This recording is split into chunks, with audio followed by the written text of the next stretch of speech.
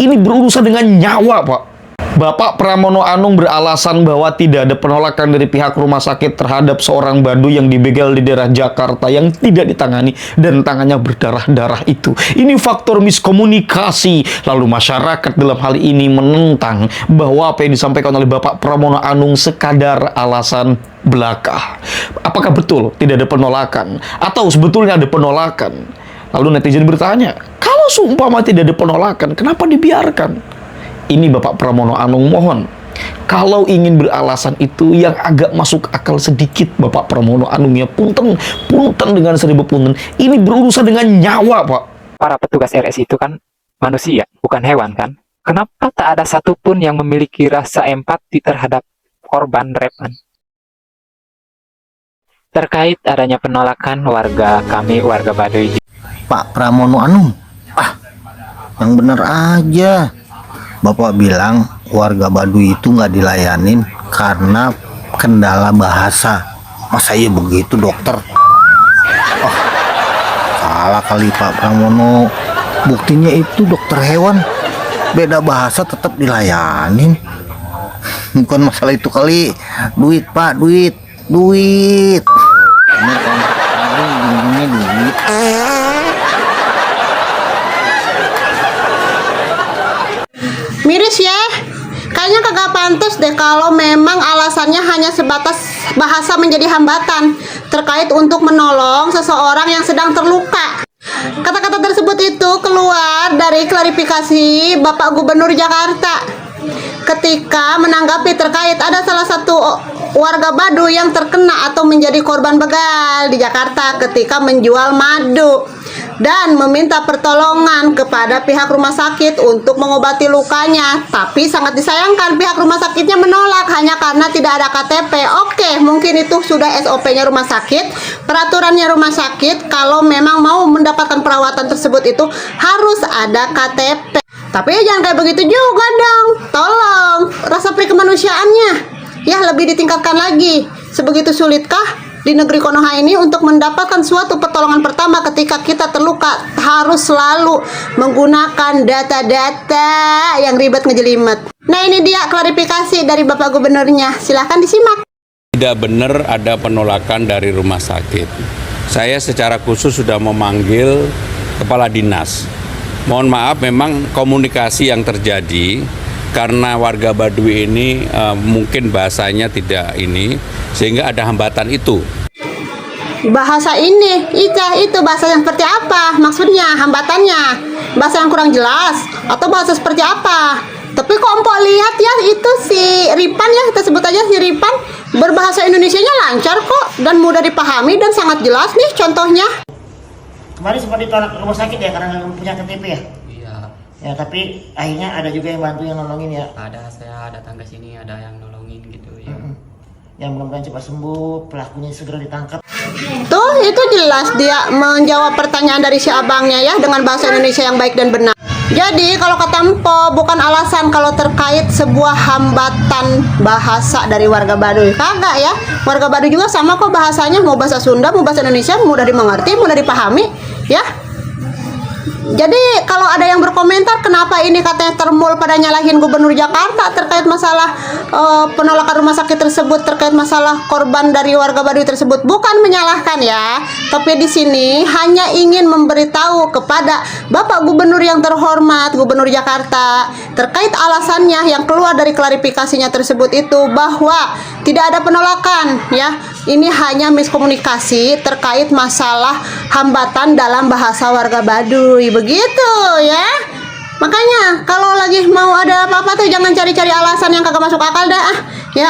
Kalau kagak mau digoreng sama netizen, udah bye. Ya harusnya kan nggak usah nanya KTP apa, lihat tangannya berdarah-darah gitu kan, harusnya langsung ditanganin. Jangan alasan komunikasi nggak nyambung gimana, itu mah alasan aja. Ya nggak masa lihat orang berdarah-darah gitu terus alasan katanya bukan penolakan. Wah, kayaknya itu nyari-nyari alasan aja. Dibayar Wah, kali takut nggak dibayar kali. Waduh. Astagfirullahaladzim. Itu lihat orang berdarah-darah gitu sampai jalan 5 kilo loh. Tega amat gitu.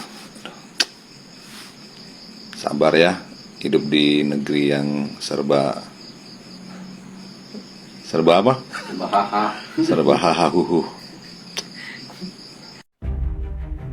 Aman ya, ternyata masih nggak aman walaupun kasus pembegalan anak Baduy yang terjadi di Jakarta sudah direspon oleh gubernur kita Pak Pramono. Ya sebelumnya terima kasih Pak sudah merespon kejadian ini, tapi mohon maaf nih, Kepala Dinas Kesehatan Jakarta berkata bahwa anak tersebut tidak ditolong bukan karena nggak punya KTP, tapi lebih ke masalah bahasa. Mohon maaf Pak, itu lebih bahaya. Saya baru tahu orang kalau mau ditolongin itu harus bisa bahasa Indonesia dulu.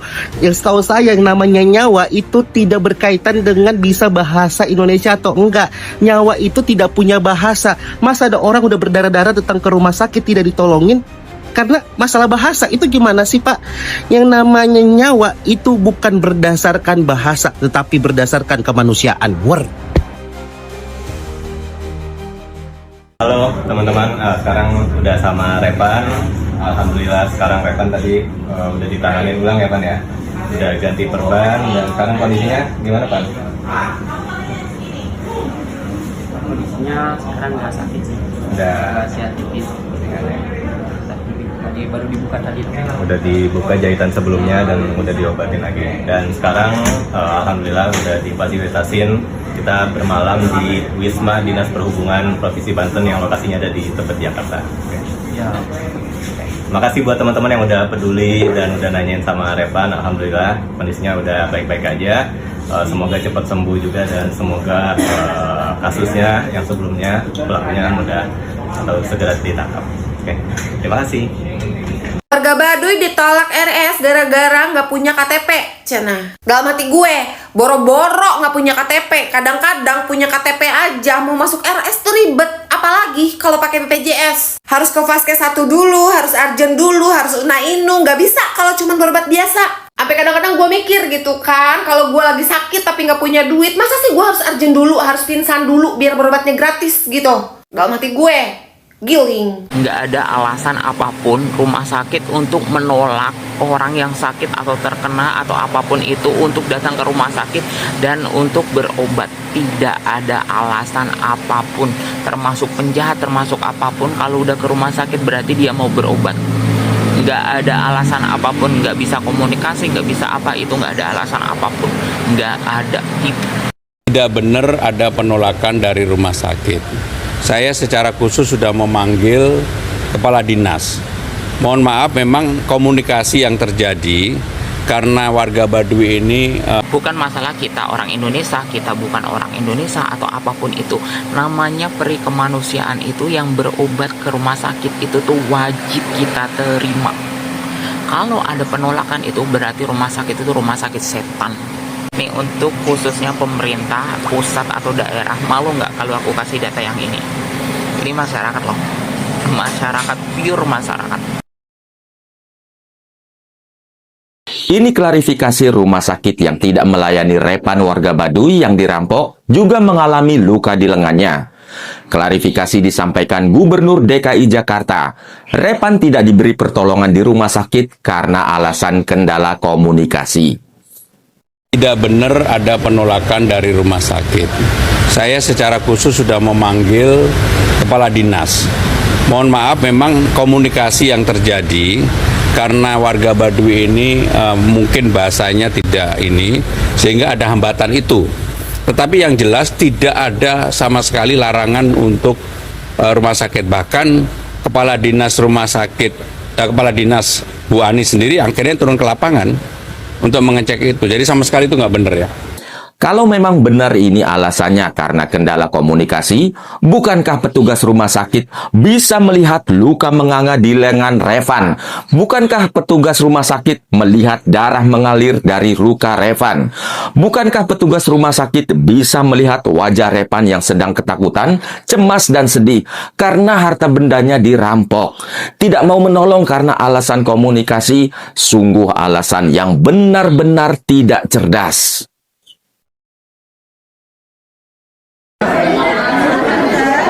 Kementerian Kesehatan buka suara atas kasus warga Baduy yang ditolak rumah sakit karena tidak memiliki kartu tanda penduduk.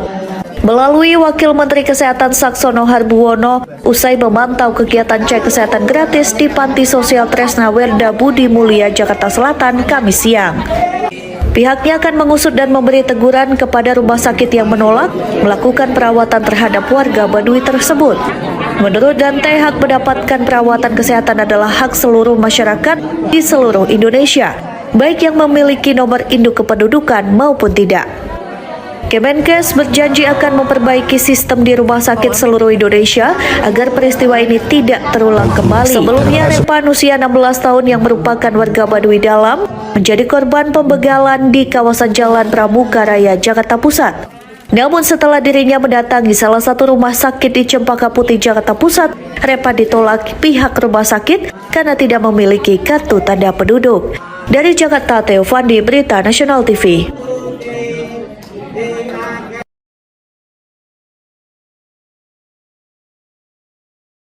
Bayangin orang lagi dibegal dan luka parah malah ditolak di rumah sakit cuma gara-gara nggak punya data identitas atau KTP. Itu yang dialami oleh Repan warga Baduy Dalam yang datang ke Jakarta cuman buat jual madu hutan dari kampungnya. Nah, tapi di kawasan Cempaka Putih niat baiknya berubah jadi musibah, yaitu Repan dibegal oleh 4 orang, uang hasil jualan, ponsel dan madu miliknya dirampas, bahkan tangannya dibacok saat berusaha melawan. Yang bikin miris, waktu mau berobat ia sempat ditolak rumah sakit karena nggak punya data identitas lengkap. Sekarang Ketua Adat Baduy Dalam ikut turun tangan minta pelaku segera menyerahkan diri dan polisi cepat bertindak.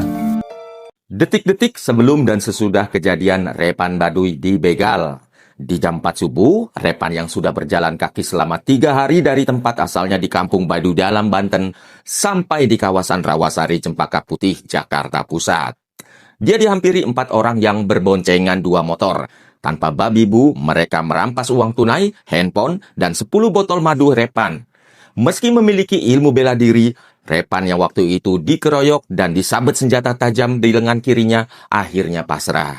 Dalam keadaan lengan kiri terluka, dia mendatangi rumah sakit. Tapi karena tidak bawa KTP dan dinyatakan belum cukup umur, Repan yang berumur 16 tahun disarankan untuk berobat ke rumah sakit lain. Sempat kebingungan mencari rumah sakit lain yang dimaksud. Repan mendatangi lagi rumah sakit tadi. Dan di sela-sela rumah sakit, Repan mendapat balutan perban pengikat di lengannya. Lalu petugas menyuruhnya untuk pulang kampung supaya bisa memberitahu keluarga untuk diobati lukanya. Repan yang bingung, sedih, dan menahan sakit berpikir kalau dia tidak bisa pulang ke kampungnya yang akan memakan waktu beberapa hari. Repan teringat seorang pelanggan madunya yang pernah memberikan kartu nama. Dengan berjalan kaki dari Cempaka Putih selama 5 jam sambil menahan sakit di badan dan di hati, dengan berpatokan ke arah Monas, luar biasanya tanpa kesasar, Repan sampai di kawasan Tanjung Duren tempat Johan Chandra atau yang biasa dipanggil Bang Nelo, orang yang dituju Repan. Bang Nelo yang saat itu menerima Repan yang sudah dalam keadaan pucat dan lemas yang diantar security komplek ke rumahnya, dia langsung mengajak Repan ke klinik terdekat yang jaraknya sekitar 2 km. Di sini Repan menolak naik mobil karena aturan adat Baduy dan dengan terpaksa Bang Nelo menemani dia berjalan kaki sampai tiba di klinik. Sampai di klinik, ketika perban dibuka, ternyata mengalirlah cairan merah langsung mengucur deras. Segera klinik mengambil tindakan, menjahit lengan Repan dengan 10 jahitan. Karena ada pembuluh darah vena yang besar terluka, Repan dirujuk ke rumah sakit untuk pengobatan lanjutan.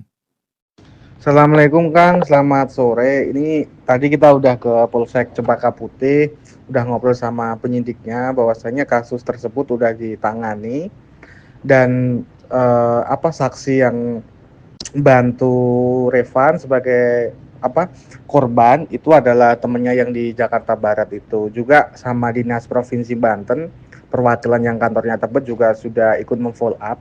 Saat ini penyidik sedang melakukan cek CCTV dengan Diskominfo dan juga dia sudah mengajukan CCTV juga di lantas terkait. Ya punten, ini bukan saya marah kepada Bapak Pramono Anung, tapi ini saya marah ketika ada seorang yang tidak ditangani pada saat membutuhkan pertolongan, yang padahal dia pun habis kena musibah, dibegal. Siapa yang tidak marah? Dan netizen marah juga nih. Nanti akan saya tampilkan ya. Akan saya tampilkan bagaimana netizen memberikan reaksi yang sangat luar biasa sekali. Nah itu ya ekspresi kemarahan masyarakat yang saya kira juga warga Jakarta juga marah. Saya kira tidak ada yang membenarkan pihak rumah sakit itu, yang bahkan ini katanya sudah direspon oleh berbagai pihak, bahkan Bapak Andra Soni, mungkin juga Kang Deddy Mulyadi ya. Dalam sebuah pidato Kang Deddy pernah menyinggung ya, di waktu itu di Unpad atau di mana gitu, berbicara atau berpidato di hadapan atau tentang kedokteran lah, di hadapannya nggak tahu apakah audiensnya itu mahasiswa atau dokter atau dosen atau siapalah ya. Tapi yang perlu kita pahami di sini adalah bahwa di dalam kode etik kedokteran ya, kita mau berbicara siapa sih? Saya nggak ada ya buku di sini. Saya punya itu kitabnya Ibnu Sina ya, The Magician of Law, pakai bahasa Arabnya, tapi yang Al-Qanun fi Thaib itu buku babon orang barat, teman. Buku babon Ibnu Sina orang timur yang dijadikan babon atau rujukan kitab induk di barat selama 5 abad lebih. Bayangkan loh. Nah, apa yang saya ingin katakan adalah bahwa di dalam kode etik ilmu kedokteran, setiap dokter atau tabib, dulu dalam bahasa Arab itu tabib sebutnya ya. Tapi kalau sekarang kita nyebut tabib itu pasti pengobatan tradisional gitu kan, kedengarannya kan begitu. Tetapi ya dalam bahasa Arab itu dokter itu tabib atau tabib pakai to ya. Nah, dalam kode etik kedokteran itu diajarkan bahwa setiap dokter mesti berorientasi atau memiliki preferensi untuk mengabdi kepada masyarakat. Jadi skill dia dalam bidang pengobatan itu untuk diabdikan kepada masyarakat. Nah, sehingga ini juga yang harus menjadi tolok ukur bagi setiap rumah sakit, bahwa tugas mereka adalah mengabdi kepada masyarakat. Urusan bagaimana regulasi, pembayaran, administrasi, dan semacamnya, saya kira ini bisa dibicarakan setelah ada penanganan, atau ketika ingin mengambil tindakan-tindakan tertentu, paling tidak ditangani terlebih dahulu. Jadi agak aneh, otak saya kayak gimana, ini punten otak saya kayak ketika ada orang mengatakan bahwa oh nanti ini miskomunikasi, ini it's okay lah, mau bicara miskomunikasi, mau apa, kayak mau dokter nggak ngerti yang dibicarakan karena ini bahasa Baduy, ya terserah mau apapun itu. Tapi kenapa tidak ditangani? Kan untuk menangani tidak mesti berkomunikasi ya, paham, dilihat ini ada luka pak.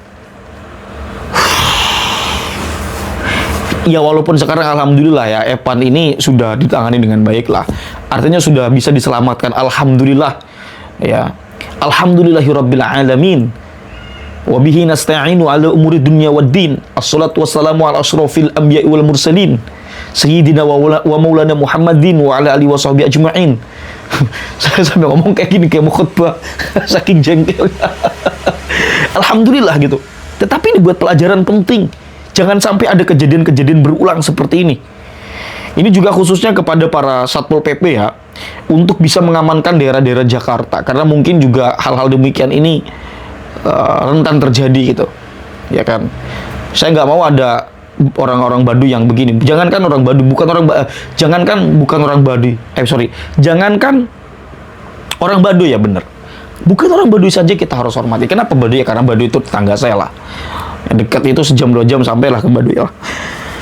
Makanya gini, aduh ya, gimana, saya bingung ini ngomongnya. Aduh ya, intinya itulah ya, rumah sakit secara moral harus menjalankan atau mengimplementasikan apa yang telah diajarkan, apa yang telah menjadi prinsip, apa yang telah diamanahkan oleh para founding father daripada di dalam bidang kedokteran itu sendiri. Gitu ya. Saya kira ini penting untuk disampaikan teman-teman. Oke, saya tidak panjang-panjang untuk berbicara dalam perihal ini. Saya kira ini cukup. Bagaimana menurut teman-teman? Kita bisa berdiskusi di dalam kolom komentar. Kurang lebihnya saya mohon maaf. Salam cinta damai untuk semuanya, untuk NKRI tercinta. Hadanallahu wa iyyakum ajma'in. Wassalamualaikum warahmatullahi wabarakatuh. Salam cinta damai.